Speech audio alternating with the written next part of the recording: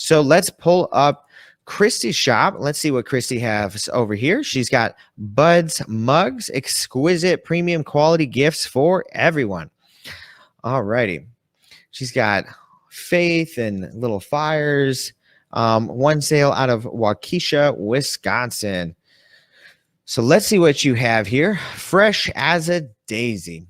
Fresh as a daisy coffee mug. This flower coffee mug will be sure to please the daisy lover. Daisy flower mug, premium quality ceramic mug. So what I'm going to say for you on this one, Christy, is these keywords are not really, you're kind of writing a bunch of stuff in here, but you got to put in keywords that people are going to be searching at, right? So I think a good keyword, like right here, let's check your first keyword, fresh as a daisy coffee mug. All right.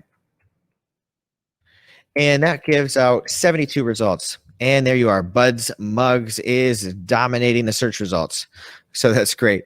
But I don't know that that's a great search result because it's only got 72 results, which is it's not enough. Now, if we look up Daisy coffee mug, let's just cut it down to Daisy coffee mug. We've got 2,235 results. So a nice number of results right there. That's a good keyword to go for. So on this one, I would redo the keywords like so. I would take it, pop it down, and I would cut off fresh as a daisy, and I'd start with Daisy coffee mug. Okay. Now this right here, this flower coffee mug will be sure to please the daisy lover. That's not a keyword. And I would remove that one entirely. Now what you could do instead, because I see what you're looking for, I would do flower lover coffee mug. You got to shorten it down and think, what is someone gonna search? That's what you want to make sure is in your keyword title. So right here, we've got 3,816 results. So that's a great keyword right there. Flower lover coffee mug. Because people aren't going to search this. Your listing title is strictly keywords. You don't want to make any description. You're not making any statements there. You just want to be giving them keywords. It's all you want in there is keywords. People will be searching to find your item. So instead of saying this flower coffee mug will be sure to please the daisy lover, which is great. I love the statement. I love the sentiment. Instead, just say flower lover coffee mug. And there we have it, 3,816 results. You've got a lot more opportunity. You can reach a lot more people with that one. And then again, you've got daisy flower mug. Let's check that one. I think that's a good keyword there. Daisy flower mug, 1,923. And then premium quality ceramic mug.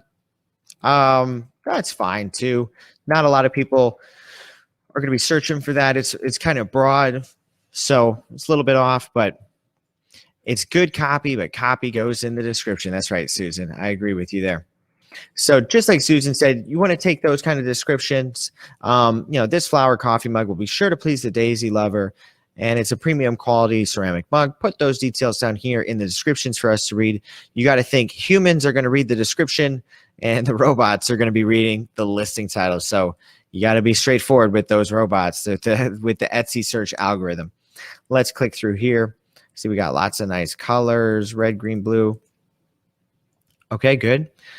Love it. And if you the photo's good, simple, straight to the point. Not incredible, but it gets the job done.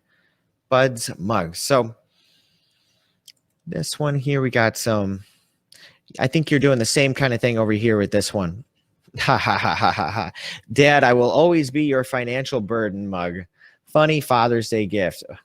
Really hitting them where it hurts, So again, this one right here, unless you're using a phrase or a saying that's very popular and that everybody knows about, you don't want to use it as a long keyword. So this is a funny one. Dad, I will always be your financial burden, but it's not something people search.